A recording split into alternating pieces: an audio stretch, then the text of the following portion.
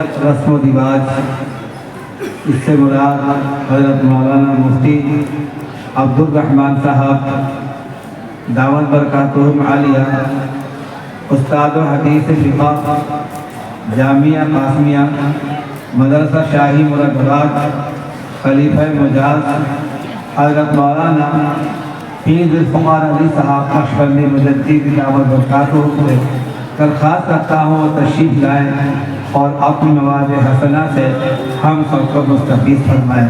حضرت مولانا مفتی عبدالرحمن صاحب دعوت برکاتہم عالیہ۔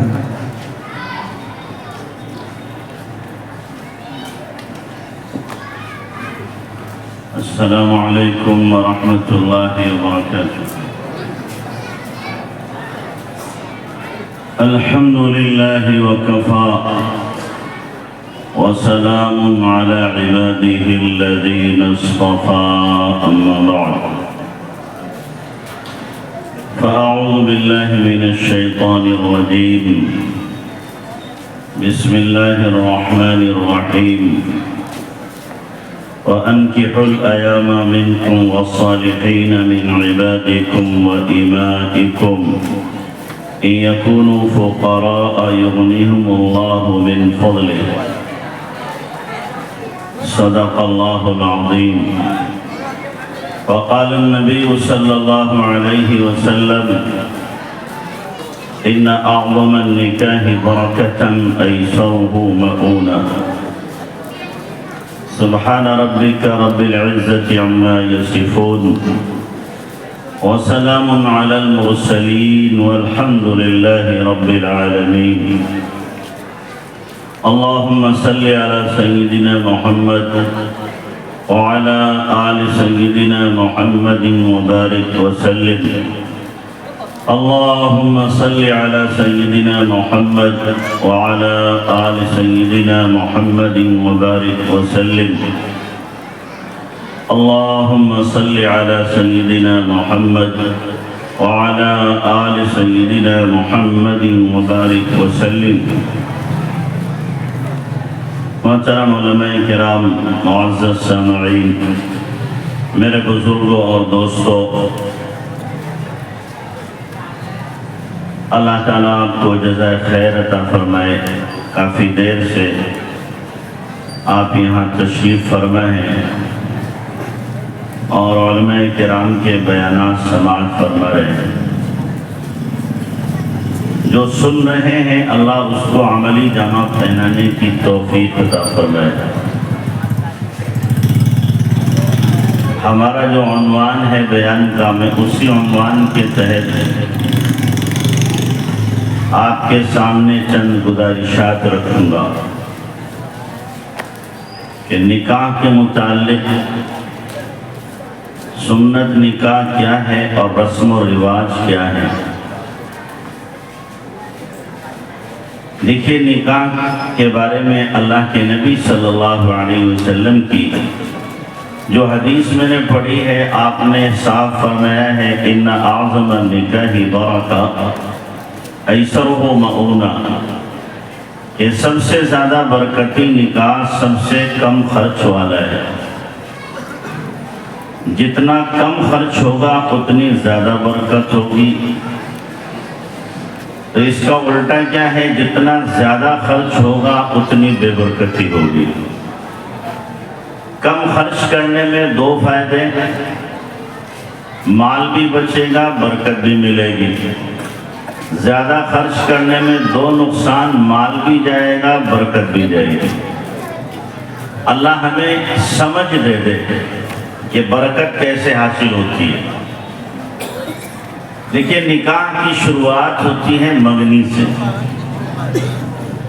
منگنی کا تصور دین میں صرف اتنا ہے کہ لڑکے والا لڑکی والوں کے یہاں یہ پیغام بھیج دے کہ آپ کی بچی سے ہم نکاح کرنا چاہتے ہیں، ہمیں پسند ہے۔ صرف اتنا تصور ہے، اس سے آگے کچھ نہیں۔ جا کے بھی کہہ سکتا ہے، موبائل پر بھی کہہ سکتا ہے، کوئی چٹھی بھی بھیج سکتا ہے، کسی اور کو بھی بھیجا جا سکتا ہے۔ اس سے آگے کوئی تصور منگنی کا دین میں ہے ہی نہیں۔ اور بغیر منگنی کے ڈائریکٹ نکاح بھی ہو سکتا ہے. کسی کے گھر گئے اور کہا جی اپنی بیٹی کا نکاح کر دو، بیٹھے بیٹھے ہو گیا. ایسا بھی ہے، صحابہ سے ایسا بھی ثابت ہے. حضرت سلمان فارسی رضی اللہ تعالیٰ عنہ نے ایک صحابی کو بھیجا کہ جاؤ فلاں خاندان کی لڑکی سے میرا رشتہ لے کے جاؤ. وہ گئے تو انہوں نے کہا سلمان سے نکاح کرنے میں ہمیں عذر ہے، تم چاہو تم سے کر دیں. کہا ٹھیک ہے ہم سے ہی کر دو. گھر والوں نے وہیں گھر میں بیٹھ کے ہاتھوں ہاتھ نکاح کر دیا. کوئی منگنی نہیں، کوئی جوڑا نہیں، کوئی گھوڑا نہیں، کوئی زیور نہیں، کوئی مٹھائی نہیں، کوئی پھل نہیں، کچھ لینا نہیں، کچھ دینا نہیں. اب وہ صحابی جب باہر آئے تو وہ حضرت سلمان فارسی کے سامنے آنے سے جھینپ رہے ہیں کہ رشتہ انہوں نے بھیجا تھا، نکاح ہمارے ساتھ ہو گیا. تو حضرت سلمان فارسی سے کہا بھائی بات یوں ہوئی، مجھے شرم بھی لگ رہی ہے. حضرت سلمان فارسی رضی اللہ عنہ نے کہا اس میں شرم کی کیا بات ہے؟ مقدر میں تمہارے تھی، رشتہ میں بھیج رہا تھا، خطا میری ہے تمہاری تھوڑی ہے. نصیب میں تمہاری تھی. اگر آج ایسا ہو جائے تو گولیاں چل جائیں گی. یہ دیکھ رہے نالائق کو، ہم نے اپنے بیٹے کا رشتہ بھیجا تھا، اس نے اپنے ساتھ ٹھکا دیا. لیکن وہاں دل صاف تھے آئینے کی طرح، کوئی کدورت نہیں تھی. تو اس لیے اس قسم کے واقعات سے بھی ان میں ذرہ برابر رنجش نہیں پیدا ہوتی. تو یوں نکاح بھی ہوتے تھے. اللہ کے نبی جناب رسول اللہ صلی اللہ علیہ وسلم کے پاس میں دو صحابی آئے، عبادہ اور فضل، اور آ کر انہوں نے کہا اللہ کے نبی ہم نکاح کرنا چاہتے ہیں لیکن مسئلہ یہ ہے کہ ہمارے پاس ہے ہی کچھ نہیں، مہر تک کے پیسے نہیں ہیں، لیکن ہم جوان ہو چکے ہیں، نکاح کی ہمیں خواہش ہے. آپ نے کہا بیٹھو. بٹھایا. ایک صحابی سے کہا بھائی تمہاری بیٹی جوان ہے کہ ہاں ان سے نکاح کرو. دوسرے کو بلایا، فرمایا تمہاری بیٹی جوان ہے کہ جی ان سے نکاح کرو. وہی مجلس میں اللہ کے نبی نے دونوں باپ کے سامنے نکاح کر دیا، ہو گیا نکاح. یوں نکاح ہوتا تھا جیسے 2 رکعت نماز پڑھ لی تھی. اتنا آسان تھا. اور اب تو اتنا مشکل کہ 6 مہینے پہلے اسے ماں باپ رشتہ دار کہنا شروع کر دیتے ہیں بھائی شادی ہے شادی ہے شادی ہے شادی ہے. ارے کیا ہو گیا؟ آسمان پھٹ پڑا، زمین پھٹ گئی، مصیبت آ گئی، طوفان آ گیا، بلا آ گئی کہ پورا خاندان کیا ہنگامہ مچا رہا، شادی ہے شادی ہے.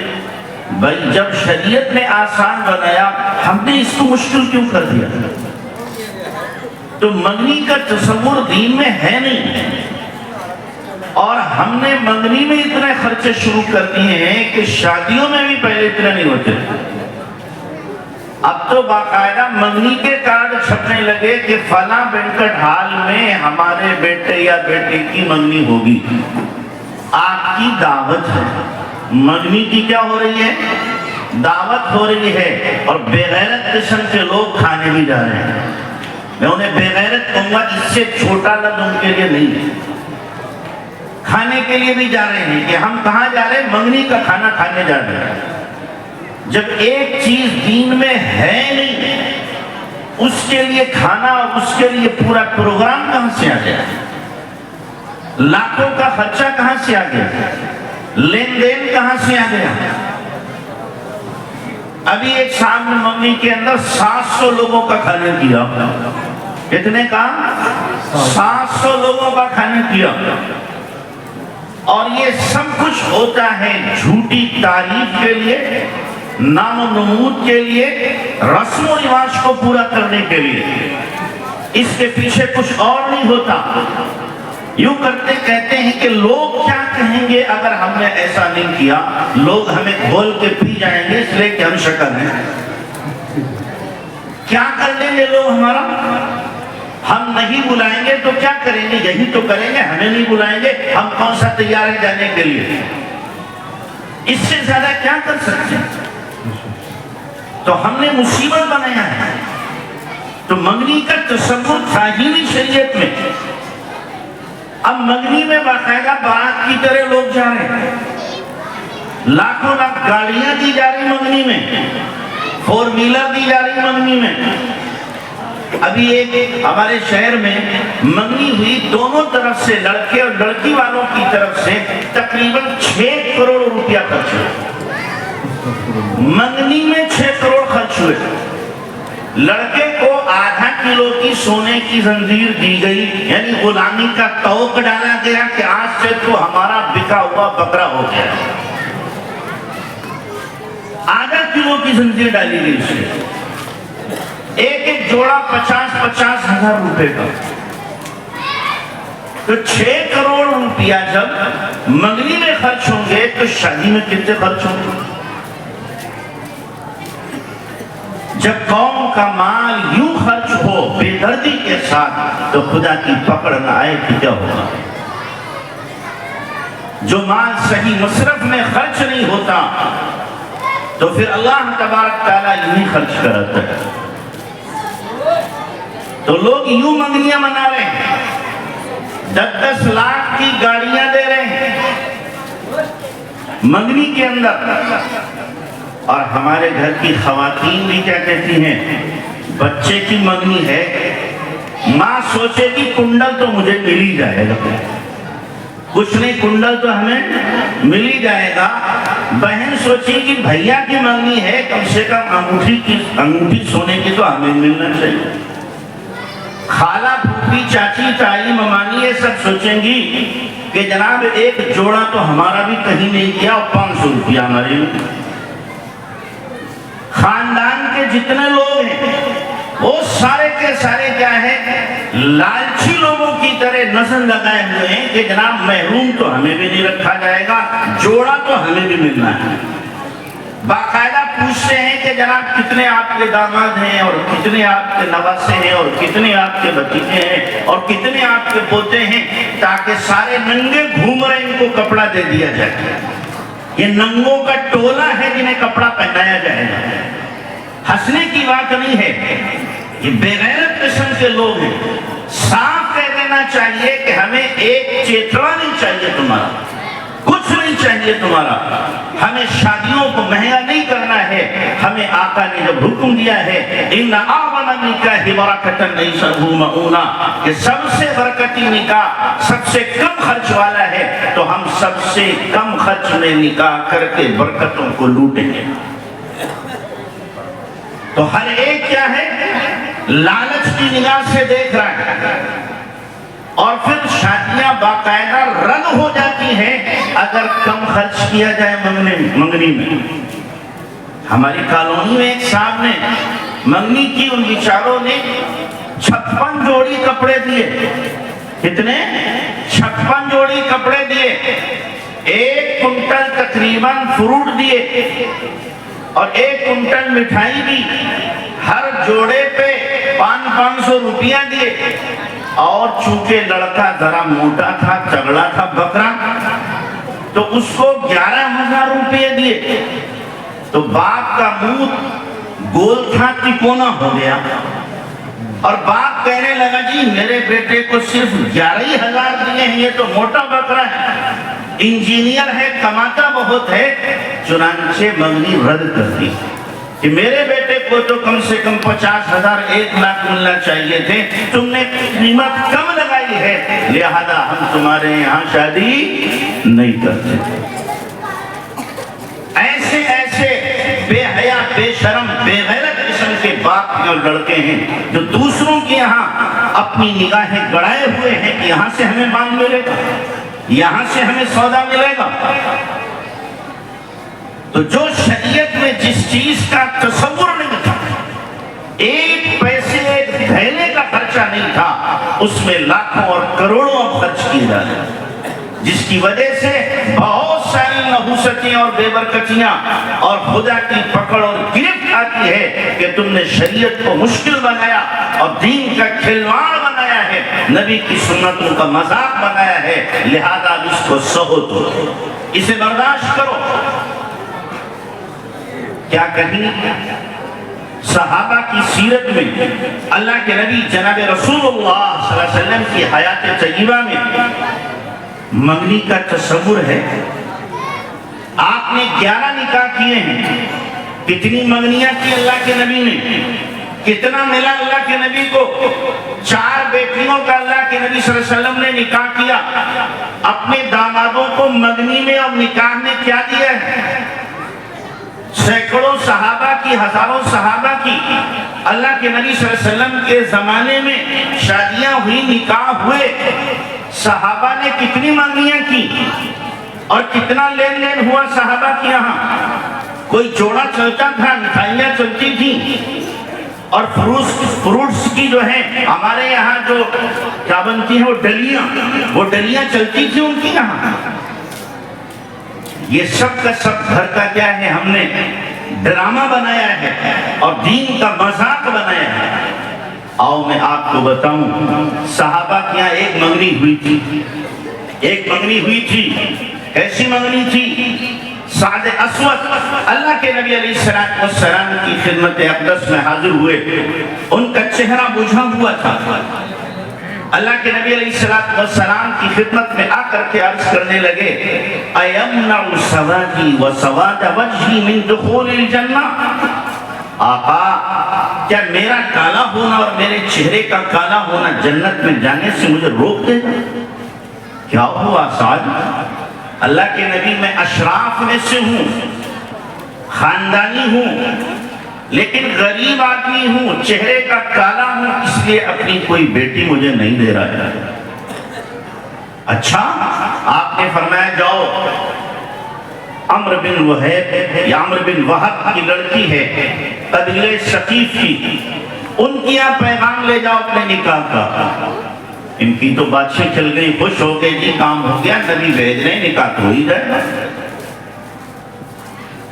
چنانچہ گئے، دستک دی، باپ نکل کے آیا۔ کیسے حاضری ہوئی کہ اللہ کے نبی نے بھیجا ہے، آپ کی بیٹی سے مجھے نکاح مطلوب ہے، رشتہ لے کے آیا ہوں۔ آپ کی زبان میں یہ منہ اور مسرور کی دال، کہاں تمہارا چہرہ اور کہاں میری بیٹی چاند جیسی، تم آئے ہو لے کر کے؟ دروازہ بند کیا کہ جاؤ یہاں سے۔ وہ بیچارے پہلے سے بجھے ہوئے تھے، بجھ قدموں کے ساتھ واپس ہوئے، لیکن اندر بیٹی نے سنا، کہا ابا جی کون آیا تھا، کیا پیغام لایا تھا؟ آپ نے کیا جواب دیا؟ بیٹی کچھ نہیں، ایک کالا سا آدمی آیا تھا اور وہ نکاح کا پیغام تم سے دے رہا تھا۔ ابا پیغام لے کے آیا تھا یا کسی نے بھیجا تھا؟ اللہ کے نبی نے بھیجا تھا، اللہ کے نبی نے بھیجا تھا اور آپ نے لوٹا دیا۔ ڈر نہ لگا آپ کو؟ آپ کے خلاف کہیں وحی نہ اتر جائے؟ آپ نے پیغام لانے والے کو بھیجا لیکن پیغام بھیجنے والے کو نہیں دیکھا، وہ کتنا خوبصورت ہے۔ ابا مجھے پیغام منظور ہے، وہ کتنا بھی کالا ہے، بد شکل ہے، لیکن میرے نبی نے بھیجا ہے، وہ میرے نبی بڑے حسین ہیں، جلدی جاؤ، آپ کے خلاف کہیں وحی نہ اتر جائے۔ اب عمرو بن وہب بھاگے آئے، تب تک حضرت سعد نے اپنا سارا قصہ رودات کہانی سنا دی کہ میرے ساتھ یہ گھٹا ہوئی ہے۔ اللہ کے نبی نے دیکھا جب عمرو کو، آپ نے فرمایا انت الذی رددت رسولی، اوہو تم ہی ہو کہ میرے پیغام بھیجنے والے کو تم نے رد کر دیا، جھڑکی دے دی تم نے۔ ہاتھ جوڑے، اللہ کے نبی معاف کرے، غلطی ہو گئی، میں تیار ہوں، آپ نکاح کر لیں۔ آپ نے فرمایا سعد کچھ ہے تمہارے پاس مہر وغیرہ کو دینے کے لیے؟ آقا میں کنگال ہوں، میرے پاس ہے کچھ نہیں، ہے کچھ نہیں۔ آپ نے فرمایا اچھا ٹھیک ہے، عبد الرحمن کے پاس جاؤ، عثمان غنی کے پاس جاؤ، طلحہ کے پاس جاؤ، فلاں کے پاس جاؤ اور کہنا آقا نے بھیجا ہے، میری مدد کرو۔ چنانچہ یہ گئے چند صحابہ کے پاس، کسی نے 100 درہم، کسی نے 50 درہم، کسی نے 150 درہم دیے، ان کے پاس 600-700 درہم ہو گئے۔ یہ لے کر آقا کے پاس آئے. آقا اتنا سرمایہ جمع ہو گیا. آپ نے فرمایا تمہیں نیا گھر بسانا ہے, لہذا اپنی بیوی کے لیے اور نئی شادی کے لیے کچھ سامان لے کر کے آؤ. سامان کی تیاری کون کر رہا ہے, لڑکے والا کہ لڑکی والا؟ کون تیاری کر رہا ہے؟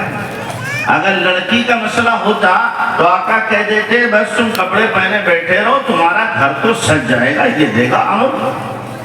تم گھر تیار رکھو. جیسے آج کل کے جوان کیا ہیں, نیا گھر بنوائیں گے لیکن اس میں ایک لٹیا بھی نہیں رکھیں گے, بیڈ نہیں, چارپائی بھی نہیں ڈالیں. کیوں؟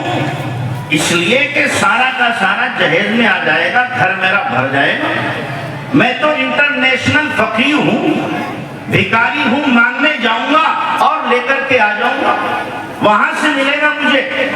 یہاں تک کہ چمچ بھی وہاں سے لاؤں گا, کٹوری بھی وہاں سے لاؤں گا, سارا کچھ وہیں سے لے کے آؤں گا.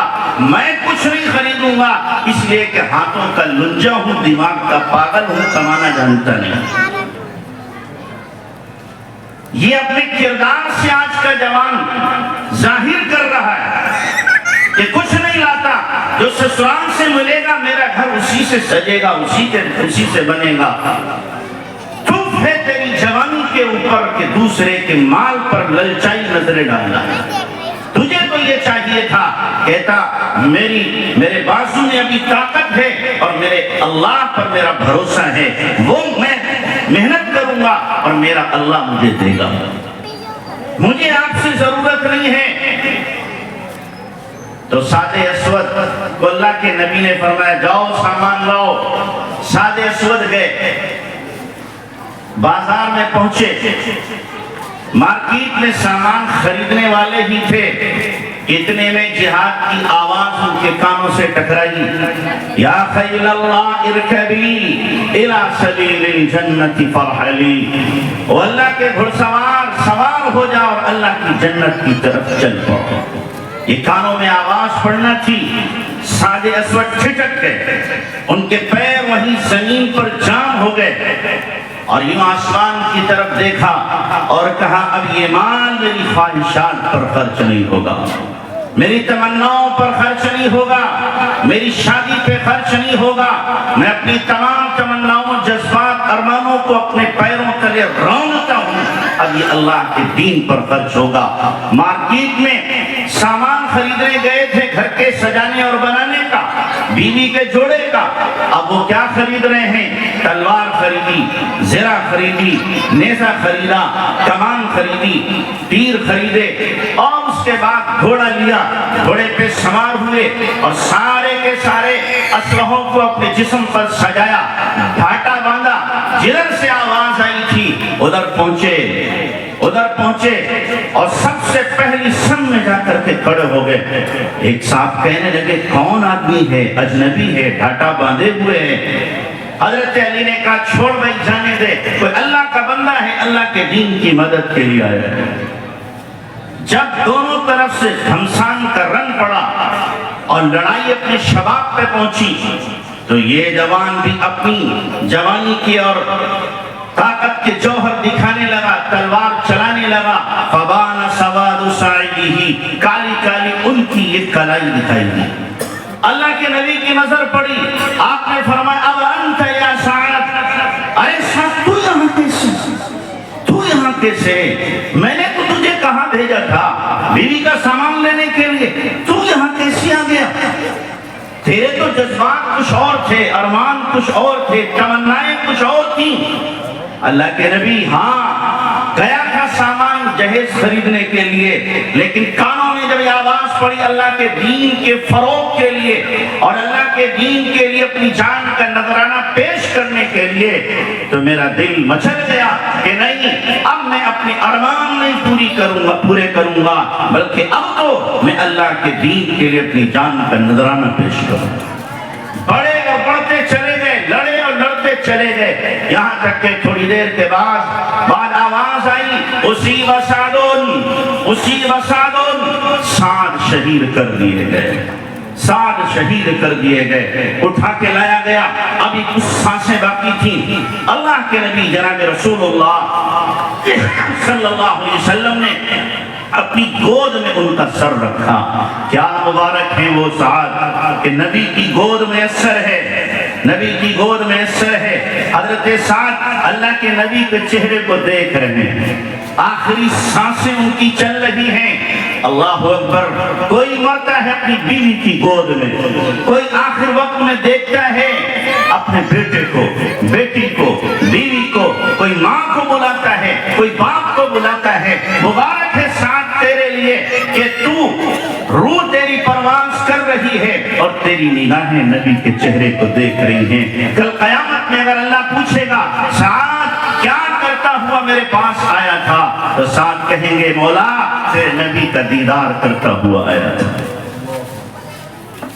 اللہ کے نبی ہنسے, روئے, اور اس کے بعد آپ نے یوں چہرہ پھیرا. سعد کی روح پرواز کر گئی. صحابہ نے اللہ کے نبی سے بعد میں پوچھا آقا تین کام دیکھے, آپ روئے بھی, ہنسے بھی, چہرہ بھی پھیرا, اس سے پہلے تو ایسا کبھی نہیں ہوا. آپ نے فرمایا رویا میں سعد کی جدائی پر اور اس کے جذبات کی قربانی دینے پر کہ سعد نے کتنی قربانی دی. آج اگر شادی طے ہو جائے تو جوان کو اس دن کی کتنی چاہت ہوتی ہے اور اس دن کی کتنی طلب ہوتی ہے کہ میری شادی ہوگی, یہ ہوگا, یہ ہوگا. وہ دن گنا جاتا ہے, تاریخیں گنی جاتی ہیں. حضرت سعد بھی جوان تھے, ان کے بھی جذبات تھے, ان کے دل میں بھی تمنائیں انگڑائیاں لے رہی تھی, لیکن سب کو قربان کیا. اللہ کے نبی فرمانے لگے میں اس کی ان تمناؤں کے قربان کرنے اور جذبات کا خون کرنے پر اور جدائی پر رویا اور ہنسا. اس لیے اس کے مقام کو جب جنت میں میں نے دیکھا, اللہ نے مجھے دکھایا تو مجھے ہنسی آئی. واہ سعد کیا سودا کیا ہے تو نے کہ جنت میں یہ مقام تجھے حاصل ہوا ہے. اور چہرہ اس لیے پھیرا کہ جب سعد کی روح ان کے جسم سے جدا ہوئی تو جنت کی حوریں دوڑ کر سعد کی طرف آ رہی تھی, جس کی وجہ سے پنڈلی سے ان کا کپڑا ہٹ رہا تھا. ادھر میری نظر پڑی, میں نے ہٹا لی کہ سعد کی بیویاں ہیں, میں ان کو نہیں دیکھ سکتا. پھر آپ نے فرمایا جاؤ جاؤ عمر کی بیٹی کو خبر کر دو کہ اللہ نے تیری بیٹی سے زیادہ حسین حوروں سے سعد کی شادی کر دی ہے. یہ ایک منگنی تھی, یہ ایک منگنی تھی جو یوں قبول ہوئی. تو صحابہ کے یہاں منگنیوں کا کوئی تصور نہیں تھا, کوئی تصور نہیں تھا. یہ جھمیلا ہم نے پالا ہے, یہ مصیبت ہم نے پالی ہے کہ منگنیوں میں اتنے خرچے ہو رہے ہیں کہ کئی بچیوں کی شادیاں ہو جائیں جتنا کہ منگنی میں خرچ کیا جاتا ہے. کیوں اس چیز کو کرتے ہو؟ تو اس لیے یہ نہیں میں آپ کو سناؤں, آج طے کرو بیٹھ کے یہاں پہ کہ آج سے انشاءاللہ منگنیاں نہیں کریں گے. او بھائی زور سے بولو نا, ہاتھ اٹھاؤ کہ منگنیاں نہیں کریں گے اور منگنیوں میں نہیں کھائیں گے, لین دین نہیں کریں گے.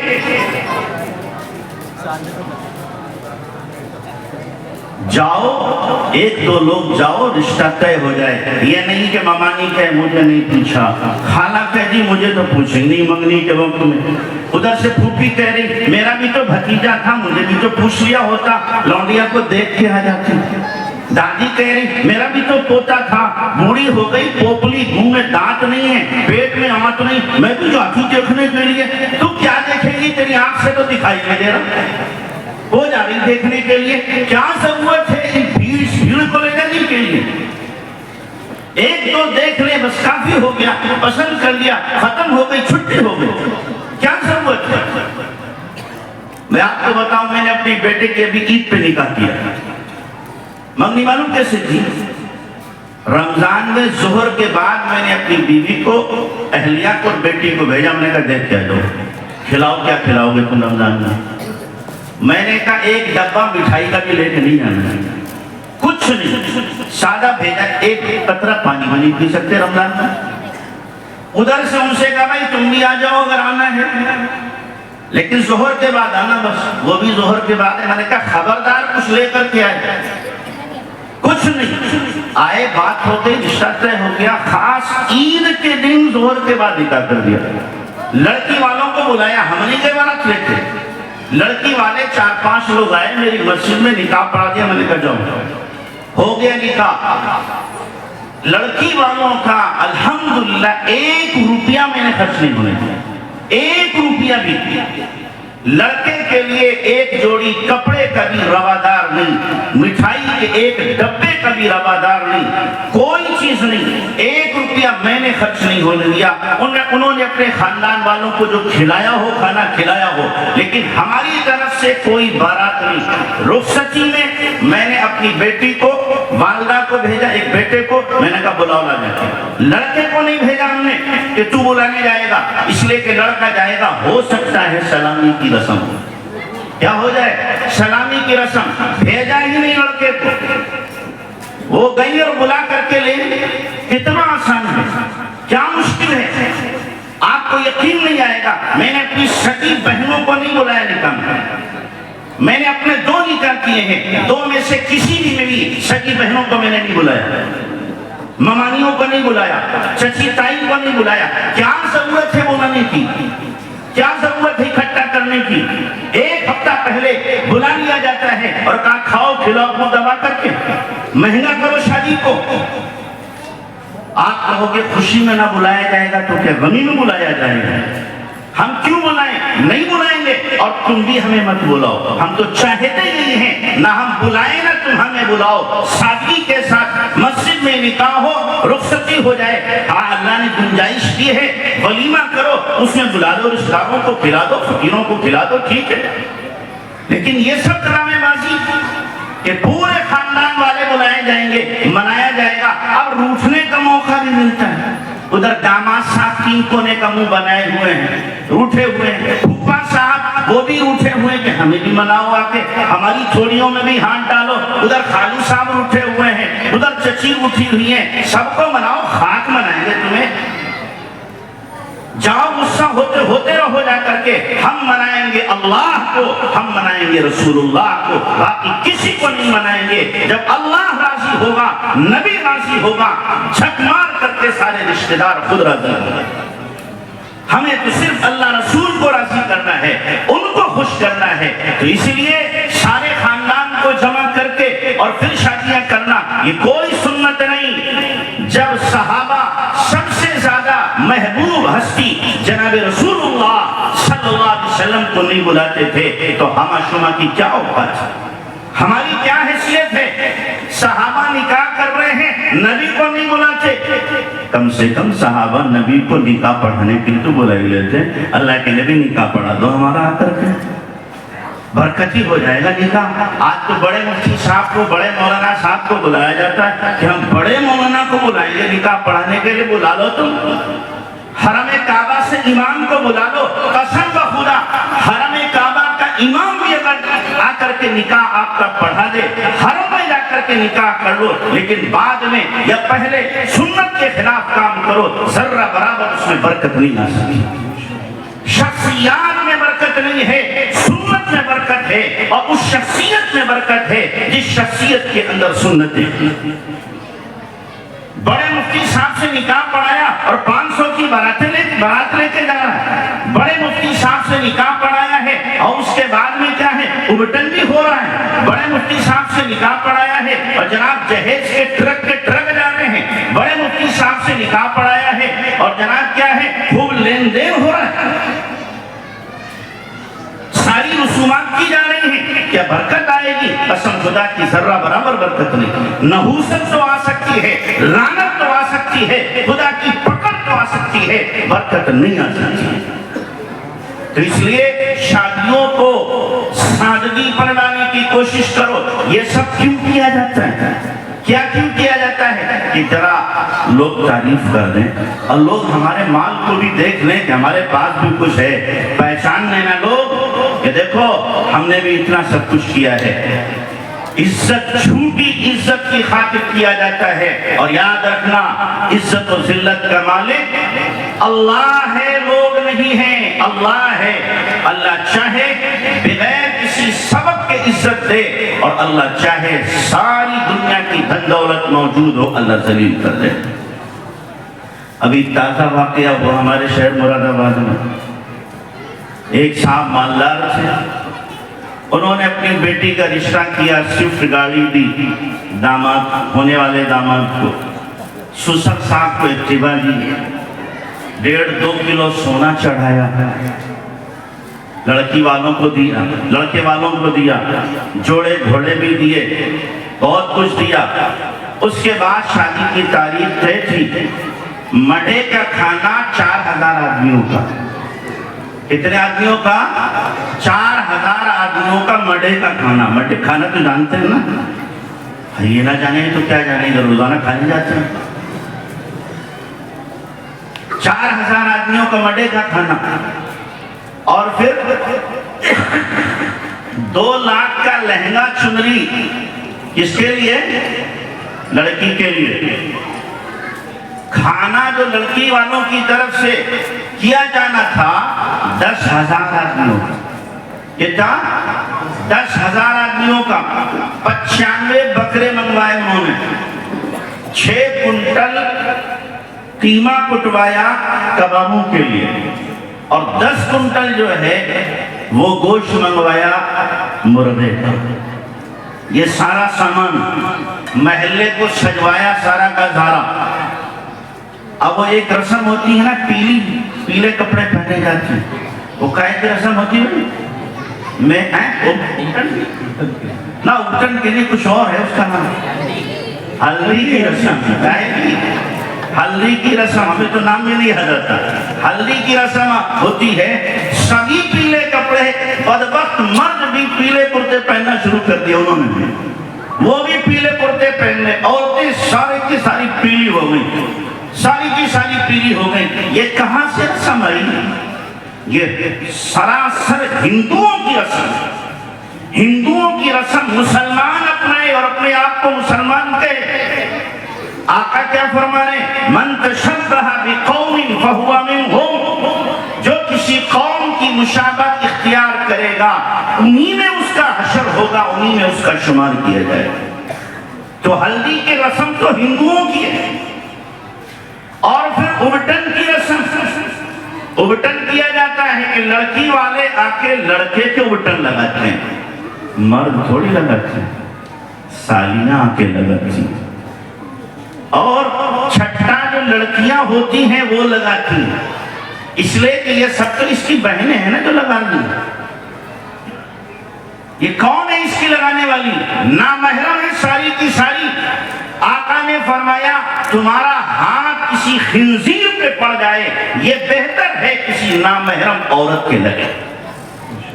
खिंजीर के लग जाना ये हल्का है, और किसी नामहरम औरत जिसका छूना और देखना तुम्हारे लिए हलाल नहीं है, उस पर पड़ना तुम्हारा ये ज्यादा गुनाह का बात। नामहरम औरतें जिस्म को रगड़ रही, और ये जवान बैठा हुआ है और ये बिल्कुल वली वक्त है, इसके दिल में कोई वसवसा पैदा नहीं होगा। जवान लड़का हो और औरत उसे टच करे, क्या मुमकिन है उसके दिल में कोई वसवसा नहीं है? सवाल ही पैदा नहीं होता। और ये सब कुछ हो रहा है, घर के अंदर हो रहा है, और घर वाले देख रहे हैं। बेगैरती की भी कोई हद होती है, बेशर्मी की भी कोई हद होती है। जो किया जा रहा है, टोबटन मनाया जा रहा है, और भाई साहब भात लेके जा रहे हैं। क्या लेके जा रहे हैं? बहन को भात पहनाने के लिए ले जा रहे हैं। जोड़ा लेके जाएंगे, मिठाई लेके जाएंगे बहन के लिए। आज ये क्या है? करतूत दिखा रहे, रस्म पूरी कर रहे हैं। यही भाई जो भात लेके जा रहा है, इस बदबख्त ने बहन के 10 लाख के विरासत के मार रखे हैं, वो देने की तौफीक नहीं होती। 2000 रुपया का भात लेके एहसान जता रहा है और दिखा रहा है कि हम तुम्हारे लिए लेके आए हैं, और जो तू 10 लाख 20 लाख बाप की प्रॉपर्टी में से खाए बैठा है, हराम का वो क्यों नहीं देता अपनी बहन को? ये देने की हिम्मत नहीं होती। याद रखना, जैसे सूद का खाना हराम है, चोरी का खाना हराम है, डाके का खाना हराम है, गबन का खाना हराम है, लूट के खाना हराम है, ऐसे ही बहन का हक मार करके वरासत का न देना और खा जाना ये भी हराम है। कोई फर्क नहीं है इसमें। साफ कहता हूं, बुरा लगे आपको, हराम खोर है वो भाई जिन्होंने अपनी बहनों का वरासत का हक नहीं दिया। वो हराम खोर। दोगे अपनी बहनों का हिस्सा? दोगे? कौन कौन کچھ لوگ ہاتھ نہیں اٹھا رہے کہ ہم نے تو قسم کھا رکھی ہے دینا ہے نہیں، سبھی اڑپ کر جانا. بہن کیا پورے محلے والوں کو ملا، وہ بھی ہضم کر جائیں گے، ڈکار بھی نہ لیں گے. بہت مضبوط ہاضمہ ہے ہمارا. اس ہاضمے کا پتہ چلے گا قیامت میں جب خدا کیا ٹھکائی ہوگی. تو یہ رسومات ہوتی ہیں ساری کی ساری. تو ان لڑکی والوں کے یہاں بھی یہ سب ہونے کو آئیں. اور لڑکی جو ہے مغرب بعد کہہ کے گئی میں بیوٹی پارلر جا رہی ہوں. کہاں جا رہی ہوں؟ Beauty parlour. گئی بیوٹی پارلر، گئی تو گئی، اپنے یار کے ساتھ بھاگ گئی. اپنے یار کے ساتھ بھاگ گئی. گھر والے انتظار کر لے، لڑکے والے انتظار کر رہے. صبح بارات آنی تھی، ختم کہانی. تلاش کر رہے ہیں لیکن ندارت، لڑکی نہیں ملی. 1.5-2 کروڑ خرچ کرنا تھا باپ کو لڑکی والے کے. سب سناٹا ہو گیا، سانپ سونگ گیا. باپ کو جب پتہ چلا تو معلوم ہوا باپ کو اٹیک پڑ گیا. 2 دن آئی سی یو میں رہا. اماں وہ بیمار ہو گئی. ہوتا رہے بیمار. میں نے کہا بہت اچھا ہوا.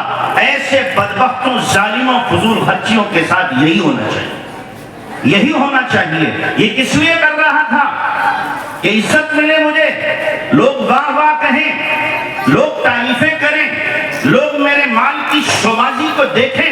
اس لیے کر رہا تھا مجھے عزت ملے گی. لیکن یاد رکھو عزت اور ذلت کا مالک اللہ ہے. وَمَن يُهِنِ اللَّهَ فَمَا لَهُ مِن مُكْرِمٍ. یہ ٹکڑا اپنی زبان پر اور اپنے دل کے اوپر رکھا کرو.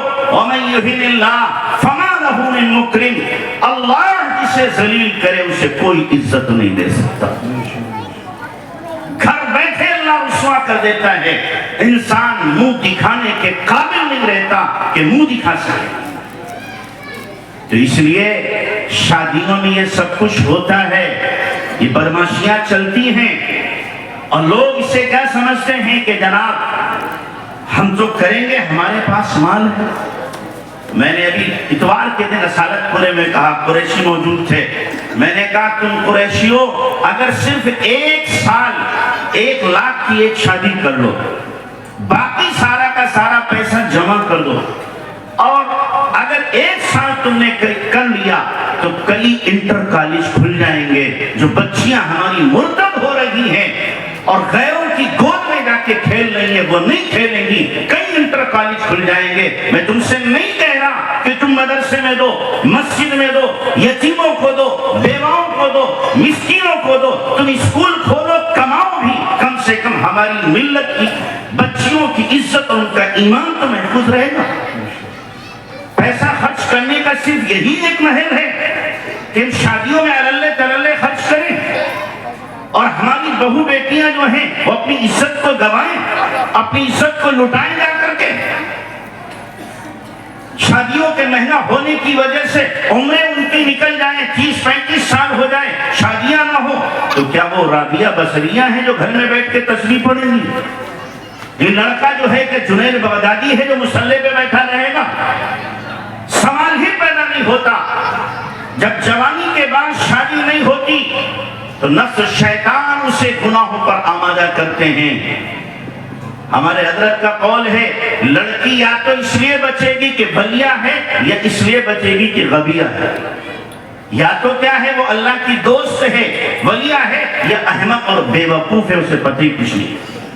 ورنہ اس دور میں جو بے حیائی کا ہے اور چوپٹ بے حیائی کے دروازے کھلے ہوئے ہیں وہاں بچ پانا تقریباً ناممکن ہے.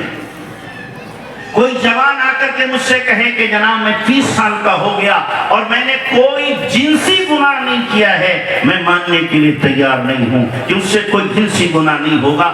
ہو ہی نہیں سکتا. ہاں ہر وقت مسجد میں بیٹھے مصلی پہ قرآن پڑھتا رہے اور تسبیح پڑھتا رہے، کہیں جانا آنا بھی نہ ہو تو ممکن ہو سکتا ہے بچ جائے. ورنہ سوال پیدا نہیں ہوتا کہ 30 سال کی عمر ہو جائے، 25 سال کی عمر ہو جائے، 35 سال کی عمر ہو جائے اور اس کے اندر کوئی خواہش ہی پیدا نہ ہو. کیسا ممکن ہے؟ جس طریقے سے جب بھوک لگتی ہے انسان کو اور بیتاب ہو جاتا ہے اگر اسے حلال کھانا نہ ملے تو پھر کہیں چوری چکاری کرتا ہے، ہاتھ مارتا ہے اور اپنی پیٹ کی آنکھ کو کو بجھاتا ہے، ایسے ہی شہوت ایک آگ ہے، آگ۔ جب حرام طریقے سے شہوت پوری کرنے کا موقع نہیں ملے گا تو پھر انسان حرام طریقے سے اپنی شہوت کو پورا کرے گا۔ اس لیے جو رسم پڑی ہوئی ہے لمبی عمر میں شادی کرنے کی، اس کو بھی ختم کرو، اور اپنے بچے بچیوں کی شادی جلدی کرو۔ بالغ ہونے کے بعد کوشش کرو جلدی شادی ہو جائے، اس لیے کہ ہم نے اگر شادی نہیں کی، لڑکی یا لڑکے نے جنسی گناہ کیا تو ماں باپ کا کھاتا بھی اس گناہ سے خالی نہیں رہے گا، ان کو بھی اس گناہ کا خمیازہ بھگتنا پڑے گا۔ اب باپ کیا کہتا ہے؟ لڑکا اپنے پیروں پہ کھڑا نہیں ہے، بیساکھی سے چل رہا ہے، بیساکھی سے چل رہا ہے، کمانا نہیں جانتا ہے۔ ہمارا کام ہے تعلیم و تربیت دینا، نکاح کر دینا۔ باپ کے ذمے بیٹے کو مکان بنا کے دینا نہیں ہے کہ باپ بیٹے کو مکان بنا کے دے، جا لے جا اپنی بیوی کو کرائے پہ رکھ، کما جا کے کھا جا کے۔ ہاں اگر مدد کر سکتے ہیں، باپ میں وسعت ہے مدد کرے، نہیں کر سکتا ہے کرائے پہ رہو جا کر کے، کماؤ جا کے، کھاؤ جا کر کے، یہ باپ کی ذمہ داری میں داخل نہیں ہے۔ تو اس لیے باپ کیا کرتا ہے؟ کہتا بیٹا پہلے تم پیسے جمع کر لو شادی کے لیے 4-6 لاکھ، پھر تمہاری شادی کریں گے، پھر شادی ہوگی، مکان بنا لے تاکہ دہیج اس میں رکھا جا سکے، پھر تمہاری شادی ہوگی۔ آپ کو حیرت ہوگی، میرے پاس ایک جوان آیا، حافظ تھا، حافظ، کہنے لگا میں نے ابا سے کہا، اماں سے کہا میری شادی کر دو، مجھے ضرورت ہے۔ باپ نے کہا نہیں کرتے، پہلے کما کے دے یا میرے پاس ہو جائے کم سے کم 4-6 لاکھ روپیہ، تاکہ زیور بناوے، ولیمے کا خرچہ، فلاں خرچہ، تب تیری شادی کریں۔ وہ کہنے لگا کچھ مت کرو، کسی غریب بچی سے میرا نکاح کر دو، کہ نہیں کریں گے۔ اس نے مجھ سے کہہ رہا تھا، میں نے اپنے باپ سے کہا میں زنا کر رہا ہوں، زنا کر رہا ہوں، میرا نکاح کر دو۔ باپ تیرا زنا کرتا رہے، میں شادی نہیں کروں گا۔ یہ صورتحال ہے۔ وہ چونکہ کسی درجے میں دیندار تھا تو باپ سے کہہ دیا، لیکن جو بچے دیندار نہیں وہ باپ سے کہیں گے نہیں اور زنا کرتے رہیں گے۔ باپ کو پتہ ہوگا لیکن باپ پھر بھی شادی نہیں کرے گا، پھر بھی شادی نہیں کرے گا۔ آج اس لیے شادی نہیں کی جاتی ہے کہ بیٹے کے پاس پیسے نہیں۔ قرآن اٹھاؤ، قرآن کیا کہہ رہا؟ جو میں نے آیت پڑھی اس میں قرآن کیا کہہ رہا؟ ان یکونوا فقراء یغنیہم اللہ من فضلہ، اگر تم فقیر ہوگے، کنگال ہوگے، تمہارے پاس نہیں ہوگا، اللہ تمہیں غنی کر دے گا۔ آقا نے فرمایا غلام آزاد کرو، مالدار بنو، لگاتار حج عمرہ کرو، مالدار بنو۔ تیسرے فرمایا شادی کرو، مالدار بنو۔ شادی کرنے سے آدمی کیا بنے گا؟ مالدار بنے گا۔ ہم سوچتے ہیں کھانے والا ایک تھا، ایک بہو اور آ جائے گی، لہذا ہمارے یہاں فقر و فاقہ ڈیرا ڈال دے گا، فقیری آئے گی۔ کیا جو آنے والی بچی ہے وہ اپنی قسمت لے کے نہیں آئے گی؟ وہ بھی تو اپنی قسمت لائے گی۔ نہ باپ اولاد کو کھلاتا ہے، نہ اولاد باپ کو کھلاتی ہے، سب کو کھلانے والا اللہ ہے۔ نحن نرزقکم وإیاہم، تمہیں بھی روزی ہم دیتے ہیں، تمہاری اولاد کو بھی روزی ہم ہی دیتے ہیں۔ تو اس لیے اپنی نسل کی جلدی سے جلدی شادی کرنے کی کوشش کرو۔ کرو گے بھائی تو جتنے جوان بچے ہیں صبح کو شادی ہو جانا چاہیے، صبح کا نہ ہو، 1-8 مہینے میں کر دو ان کی۔ منگنی جب نہیں ہے، خرچہ نہیں ہے تو شادی کرنے میں رکھا کیا ہے؟ لیکن ہم تو کیا ہے، بارات لے کے جائیں گے، کئی سو کی لوگ بارات لے جا رہے ہیں۔ مفتی صاحب بیٹھے، پوچھ لو بارات کا کوئی تصور ہے؟ میں نے ابھی 2 واقعے سنائے آپ کو، وہیں بیٹھے بیٹھے نکاح ہو گیا، کوئی بارات نہیں، اور اپنی دلہن کو لے کے چلے گئے۔ حضرت فاطمہ کو اللہ کے نبی علیہ السلام نے ام ایمن کے ہاتھ بھیج دیا۔ علی سے نہیں کہا، علی ذرا میری بیٹی کی عزت کا مسئلہ ہے، 100 آدمیوں تو ذرا لے آنا، 100 آدمیوں کو تو لے آنا. ایک آدمی نہیں گیا نبی کے دروازے پہ, علی بھی لینے نہیں آئے. اللہ کے نبی نے ام ایمن کے ہاتھ حضرت فاطمہ کو بھیج دیا. حضرت فاطمہ سے زیادہ باعزت باحیا مبارک بیٹی دنیا میں کسی کی نہیں ہو سکتی. اللہ کے نبی نے یوں ہی بھیجا انہیں. تو اس لیے یہ نہیں ہے کہ جناب بارات لے کے جائیں گے. بارات کا تصور کہیں نہیں, کسی طرح نہیں. 2-4 آدمی جاؤ اور بیٹی کو نکاح کر کے اپنے ساتھ لے کے آ جاؤ, نہ لینا نہ دینا. جب بارات ہے نہیں تو ہم کیوں جائیں بارات میں, اور کیوں کھائیں بارات کا, کیوں کھائیں بارات کا. 400-500 آدمی جا رہے بارات میں. اچھا بارات والے میں پوچھتا ہوں مہمان کس کے ہیں, لڑکی والوں کے لڑکے والوں؟ لڑکے والوں کے تو ہوتے ہیں. اور لڑکے والا کہتا بھی میرے مہمان, کیا کہتا ہے, میرے مہمان آئیں گے تیرے دروازے پہ, کھائیں گے تیرا. مہمان میرے ہیں, کھائیں گے تیرا. جیسے مجھے یہاں بلایا گیا تو کمیٹی والوں کا مہمان, اب یہ لوگ کہیں گے مہمان تو میرے, لیکن کھانے کے لیے مولوی یوسف صاحب کیا ہیبت پور چلے جاؤ, کھانا وہاں ملے گا. تو میں کہوں گا بہت اچھا, بڑے شریف لوگ ہو. یہی تو آپ کر رہے ہو کہ مہمان لڑکے والوں کے, کھلائے گا کون؟ لڑکی والا کھلائے گا. کیوں کھلائے؟ ہمارے پاس کھلانے کے لیے نہیں ہے تو کیوں ان کو بلایا ہے؟ ہم اتنے بے غیرت ہیں کہ اپنے مہمانوں کو دوسرے کے سر جا کے ڈال دیں. لے جانا ہے اپنے گھر میں, کھلاؤ پہلے ان کو, کھلا کر کے لے کے جاؤ اور کہو ان سے فلاں مسجد میں نکاح ہے آ جانا, کھانا میرے یہاں کھاؤ, نکاح میں شرکت کرنا ہے وہاں کر لو. اگر آپ مہمان اپنے لا رہے ہو اپنے آپ کھلاؤ, نہ کہ لڑکی والوں کے سر ڈال دو کہ جناب یہ ہمارے مہمان ہیں, یہ آئیں گے آپ کھلاؤ گے. اور مینو یہ رہے گا, مینو یہ رہے گا, چھوٹے کا اتنا, بڑے کا اتنا, مرغے کا اتنا, اور جناب کباب بھی رکھ لینا, میٹھا بھی رکھ لینا, اور پھلا بھی رکھ لینا. ہوٹل کھولا ہے اس نے کیا جو تم سارے کے سارا مینو اسے بتا رہے ہو؟ واللہ میرے پاس ایک بڑے میاں آئے پچھلے سال, آ کے کہنے لگے مفتی صاحب 100 باراتی طے ہوئے تھے, لیکن اب وہ کہہ رہے ہیں 150 آئیں گے, 150 آئیں گے. میں نے 100 کا انتظام کیا تھا, 50 کے لیے میں بنیے سے سود لے رہا ہوں, سود پہ پیسے لے رہا ہوں ان ظالموں کو کھلانے کے لیے. کتنے ایسے لوگ ہوتے ہوں گے بیچارے کہ ظالم لڑکے والے باراتی لے کے پہنچتے ہیں, کہتے ہیں 150, لے کے پہنچیں گے 250, کہیں گے 250, لے کے پہنچیں گے 300. یہ 50 جا رہے ہیں, یہ ڈاکو ہیں جو جا رہے ہیں, ڈاکو بن کے جائیں گے, چور بن کے لوٹیں گے, جو کھانے کے لیے بغیر بلائے پہنچتے ہیں. اس لیے بارات کا تصور نہیں, اور لوگ کھانے کے لیے پہنچ جاتے ہیں. طے کرو کہ انشاءاللہ بارات میں نہیں جائیں گے.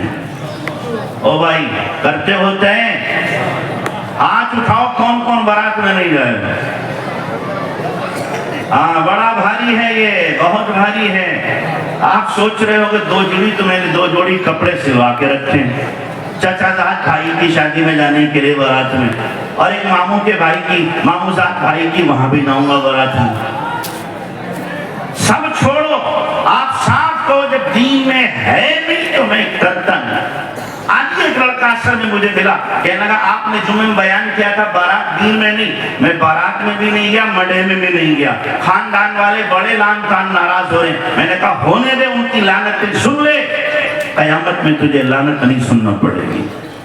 کہنے لگا ولیمے میں جاؤں. میں نے کہا جا ولیمے میں جا, اگر سنت کے مطابق ہو تو کھا لینا, اور اگر جانور وہاں پہ کھا رہے ہو اور نبی کا مذاق اڑا جا رہا ہے سنت کا, تو لوٹ آنا, کہہ دینا کہ تم نبی کے مخالف ہو, باغی ہو سنت کے, لہذا تمہارے دسترخوان پہ نہیں بیٹھتا.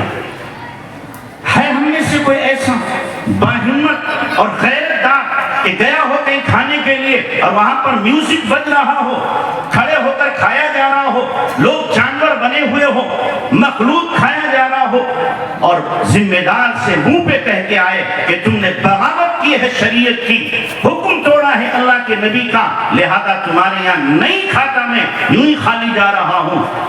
کہ کوئی تو ہو جرأت دکھائے, کوئی تو ہو کہے, تاکہ اس کے منہ پر تماچا لگے, اسے بھی احساس ہو کہ میں نے غلط کیا ہے. لیکن اس کے لیے ہمت چاہیے, حوصلہ چاہیے. نہ کہے تو دکھا کے واپس تو آ جائے. جب پوچھے کیوں جا رہے ہو, کہ تم باغی ہو اللہ رسول کے, نافرمانی کی ہے، تم نے اللہ رسول کی اور سنت کا مذاق اڑایا ہے، اس لیے نہیں کھاتا تمہارے یہاں۔ کرو گے ہمت انشاءاللہ؟ کرو گے؟ اللہ توفیق دے آپ کو، چونکہ 12 بجے تک کی پرمیشن ہے اور 10 منٹ رہ گئے، 10 منٹ رہ گئے۔ کہنا تو اور بہت کچھ تھا لیکن وقت اجازت نہیں دیتا۔ جتنی چیزوں کا آپ نے یہاں پر ہاتھ اٹھا کے وعدہ کیا ہے ان پر عمل کرو، انشاءاللہ اکائی سے معاشرہ بنتا ہے، اکائی سے معاشرہ بنتا ہے۔ آج ایک بندہ کر رہا ہے، کل 2 کریں گے، پھر 10 کریں گے، انشاءاللہ یہی سماج بنے گا، ایک طرح پڑے گی، ایک مثال بنے گی، اور جو برائیاں ہمارے معاشرے اور سماج میں ہیں ایک ایک کر کے انشاءاللہ ختم ہوں گی۔ اور دیکھو خاص طور سے خواتین بھی چھٹیاں دیتی ہیں، ان سے کہہ رہا ہوں شادی میں عورتوں سے مت پوچھا کرو کیا مسائل ہیں، کیا کرنا ہے۔ شادی سے پہلے خاندان کی سب سے بوڑھی کو بلایا جاتا ہے جو 80-85 سال کی ہوگی، بڑھیا شیطان کی بڑھیا، اسے بلایا جائے گا، آؤ جی دادی بیٹھو۔ اب اس سے پوچھا جائے گا 4 دن پہلے ہمارے خاندان میں کیا ہوتا ہے، وہ اپنا پٹارا کھولے گی، نئی کتاب مسائل کی کھولے گی کہ جی 4 دن پہلے یہ ہوتا ہے، 2 دن پہلے یہ ہوتا ہے، 1 دن پہلے یہ ہوتا ہے، شادی کے دن یہ ہوتا ہے، دلہن آتی تو یہ ہوتا ہے، اور پھر دلہن کا ہاتھ پڑتا ہے تو یہ ہوتا ہے، فلاں دن یہ ہوتا ہے۔ اب اس کے اوپر ایسے عمل ہوگا جیسے جبرائیل امین آج وحی لے کے اترے۔ اس پہ اگر عمل نہیں ہوگا تو بڑا گناہ ہو جائے گا۔ وہ بڑھیا بھی مجرم ہے، باغی ہے وہ بڑھیا، اور جو عورتیں اس سے پوچھنے والی ہیں وہ بھی خدا کی باغیاں ہیں، نافرمان ہیں۔ تو اس لیے ان بڑھیوں سے مت پوچھو، اپنے شوہر سے کہو مفتی صاحب سے جا کے پوچھ کے آؤ کیا ہمیں کرنا ہے، اور وہ جو بتائے اس کے اوپر عمل کرو۔ اللہ ہم سب کو عمل کی توفیق عطا فرمائے۔ وآخر دعوانا ان الحمدللہ رب العالمین۔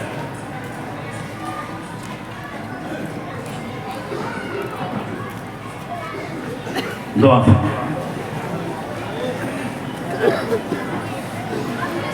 یا ربی یا ربی یا رب سبحان ربی الاعلی العلی الوہاب یا رب لك الحمد كما ينبغي لجلال وجهك عظيم سلطانك اللهم لك الحمد كما أنت أهله وصل وسلم على سيدنا كما هو أهله وافعل بنا ما أنت أهله فإنك أهل التقوى وأهل المغفرة يا أول الأولين يا آخر الآخرين يا ذا القوة المتين يا راحم المساكين ويا أرحم الراحمين اللهم أنت خلقتنا وأنت تهدينا وأنت تطعمنا وأنت تسقينا وأنت تميتنا وأنت تحيينا يا ذا الجلال والإكرام يا ذا الجلال والإكرام اللهم صل على محمد وعلى آل محمد كما صليت على إبراهيم وعلى آل إبراهيم إنك حميد مجيد اللهم بارك على محمد وعلى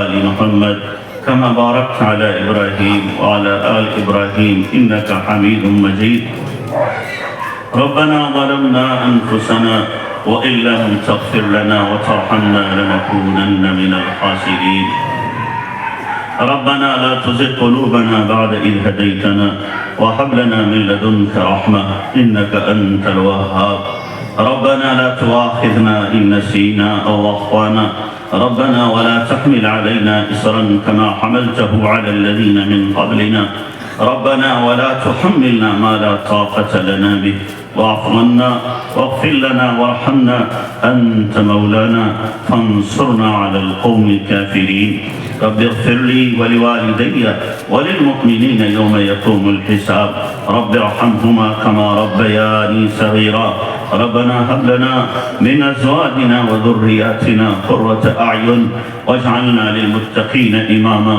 يا حي يا قيوم يا ذا الجلال والإكرام يا صريخ المستصرخين ومنتهى العائلين والمفرج عن المكروبين والمربح عن المغمومين يا كاشف الكرب يا إله العالمين لا إله إلا الله الحليم الكريم سبحان الله رب العرش العظيم والحمد لله رب العالمين نسألك موجبات رحمتك وعزائم مغفرتك والغنيمة من كل بر والسلامة من كل إثم. لا تدع لنا ذنبا إلا غفرته، ولا هما إلا فرجته، ولا كربا إلا نفسته، ولا ضرا إلا كشفته، ولا مريضا إلا شفيته، ولا دينا إلا أديته، ولا حاجة من حوائج الدنيا والآخرة هي لك رضا ولنا فيها صلاحا إلا قضيتها ويسرتها يا أرحم الراحمين. اللهم اهدنا فيمن هديت، وعافنا فيمن عافيت، وتولنا فيمن توليت، وبارك لنا فيما أعطيت، وقنا شر ما قضيت، فإنك تقضي ولا يقضى عليك، إنه لا يذل من واليت ولا يعز من عاديت، تباركت ربنا وتعاليت. نستغفرك ونتوب إليك. اللهم إنا نواسينا وجوارحنا بيدك، لن تملكنا منها شيئا، فإذا فعلت ذلك بنا فكن أنت ولينا، واهدنا إلى سواء السبيل. اللهم إنا نسألك حبك وحب من يحبك وحب عمل يبلغنا حبك. اے اللہ ہم ظاہر میں بندے، حقیقت میں بہت گندے ہیں. اے اللہ ہمارے من کی گندگی دور فرما. اے اللہ ہم گناہوں میں لت پت ہو چکے ہیں، سر سے لے کر پیر تک گناہوں میں لتڑے ہوئے ہیں. میرے اللہ تو بڑا معاف کرنے والا ہے. مولا ہمیں بھی معاف فرما دے. اللہ ہم نے تو وہ کچھ کر لیا جو نہیں کرنا چاہیے تھا. مولا تو معاف فرما دے. اللہ تیری شان ہے، انی لغفار لمن تاب، تو بہت معاف کرنے والا ہے جو توبہ کرے. مولا ہم توبہ کرتے ہیں، ہمیں معاف فرما دے. اللہ تو نے اعلان کرایا ہے، نبی عبادی انی انا الغفور الرحیم، میرے بندوں میں اعلان کر دو میں ہی معاف کرنے والا ہوں. اللہ ہم بھی آ گئے، ہمیں بھی معاف فرما، ہمیں بھی معاف فرما. اللہ تیرے بندوں نے یہاں بیٹھ کر اس دینی مجلس میں کچھ عزائم و ارادے کیے ہیں. اللہ ان عزائم کو انہیں پائے تکمیل تک پہنچانے کی توفیق عطا فرما. اے اللہ رسومات سے ان کی حفاظت فرما. میرے اللہ گناہوں کی گھن عطا فرما دے، نفرت عطا فرما دے. اے اللہ طاعت کا ذوق دے دے، عبادت کا شوق دے دے، ذکر کی حلاوت دے دے. اللہ جنت کے شوق لگا دے. اللہ اپنی ملاقات کے شوق لگا دے، اپنی ملاقات کے شوق لگا دے. اے اللہ نیکی تقوی کی زندگی عطا فرما، سنت شریعت والی زندگی عطا فرما، اخلاص والی زندگی عطا فرما. اے اللہ اپنی محبت والی زندگی عطا فرما. اللہ اپنی محبت عطا فرما، اپنا عشق عطا فرما، اپنی معرفت عطا فرما، اپنی ذات سے ذاتی تعلق نصیب فرما، اپنا قرب خاص عطا فرما، اپنی یاد کی دھن عطا فرما، اپنی یاد کی دھن عطا فرما. اے اللہ ہمیں بھی ان لوگوں میں شامل فرما جنہیں دیکھ کے تو یاد آ جاتا ہے. اللہ ہمیں ہدایت کی چابی بنا دے، گمراہی کا تالا بنا دے. اے اللہ ہماری صلاحیتوں کو ضائع ہونے سے بچا لے. مولا جو صلاحیتیں دی ہیں ان کو اپنے دین کی خدمت میں لگانے کی توفیق عطا فرما. اے اللہ ہمیں ضائع ہونے سے بچا لے، ضائع ہونے سے بچا لے. اللہ دین کی خدمت کے ہمیں میدان عطا فرما، اور آخری سانس تک اخلاص کے ساتھ دین کے کاموں میں لگے رہنے کی توفیق عطا فرما. اللہ جو عمل تجھے سب سے زیادہ پسند ہے اس عمل کے لیے ہماری زندگیوں کو وقف فرما دے، وقف فرما دے. میرے اللہ قبول فرما لے. اللہ مردود ہونے سے بچا، محروم ہونے سے بچا، شقی بدبخت ہونے سے ہماری حفاظت فرما. میرے پیارے اللہ کلیمہ کا کرم کا معاملہ فرما، رحم کا معاملہ فرما. اے اللہ ہم تو بچپن سے تیرا نام لینے والے ہیں. اے اللہ پیدا ہوئے ابا نے کان میں تیرا نام لیا تھا. اللہ جب بولنے لگے اللہ کہنا سکھایا، چلنے کے قابل ہوئے انگلی پکڑ کے تیرا گھر دکھایا اور بتایا یہی سے ضرورتیں پوری ہوں گی. میرے اللہ اس وقت سے تیرا نام لیتے آئے، اگرچہ نام لینے کا سلیقہ اب تک نہیں آیا. اللہ اب تو بال سفید کر دیے، بال سفید کر دیے. میرے اللہ دنیا والے بھی بوڑھے نوکر کو نہیں نکالتے، نبھا لیتے ہیں. اللہ تو ہمیں بھی نبھا لے، ہمیں دھکا نہ دے، دھکا نہ دے. میرے کریم آقا کرم کا معاملہ فرما.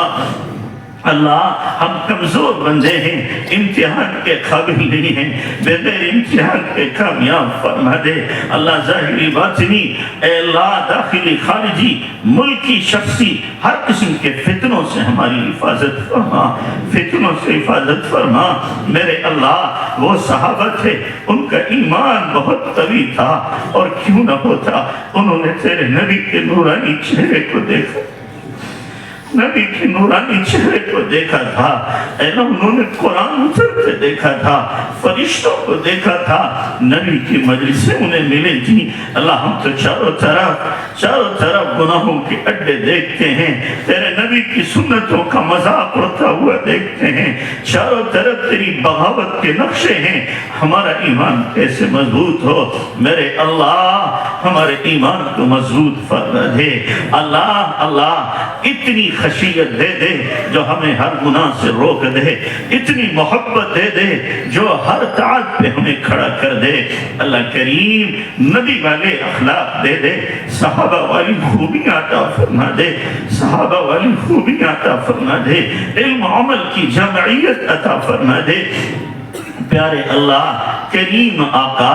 ہمیں ان 3 لوگوں میں شامل نہ فرما جن سے سب سے پہلے جہنم کو دہکایا جائے گا، اللہ ان میں عالم قاری بھی ہوگا، تیرے راستے میں مال خرچ کرنے والا اور تیرے راستے میں اپنی جان کا نذرانہ پیش کرنے والا بھی ہوگا، مولا ہمیں ان میں شامل نہ فرما میرے اللہ۔ کرم کا معاملہ فرما میرے اللہ، ہماری نسلوں میں قیامت تک کے لیے دین و ایمان اور اللہ قرآن کے فیض کے جاری ہونے کے فیصلے فرما دے، فیصلے فرما دے اللہ۔ ہماری نسلوں کے ایمان کی حفاظت فرما، خاص طور سے ہماری بچیوں کے ایمان کی حفاظت فرما، ان کی عزت و آبرو کی حفاظت فرما میرے اللہ۔ ہمارے گھروں کو مسجد، مدرسہ اور خانقاہ کا نمونہ بنا دے اللہ۔ ہمارے مدارس کی، مساجد کی، خانقاہوں کی، مراکز مکاتب کی حفاظت فرما، ان کی ضرورتیں غیب سے پوری فرما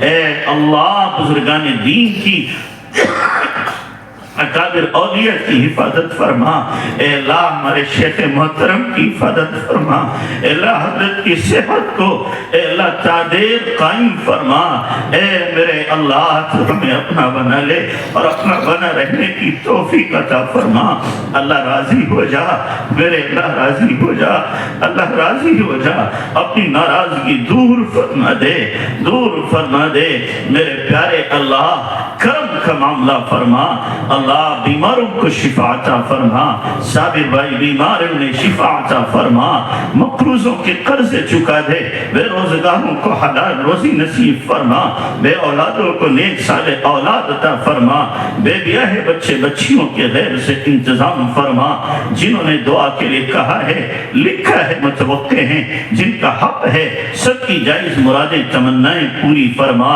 جتنی خیر کی دعائیں ہمارے نبی نے مانگی ہمیں پوری امت کو عطا فرما، جن شرور فتن سے آپ نے پناہ چاہی ہماری پوری امت کی حفاظت فرما، ہماری دعاؤں کو محض اپنے فضل و کرم سے نبی پاک صلی اللہ علیہ وسلم کے صدقے وسیلے قبول فرما۔ جزا اللہ عنا محمد ما هو علیہ وسلم برحمتک یا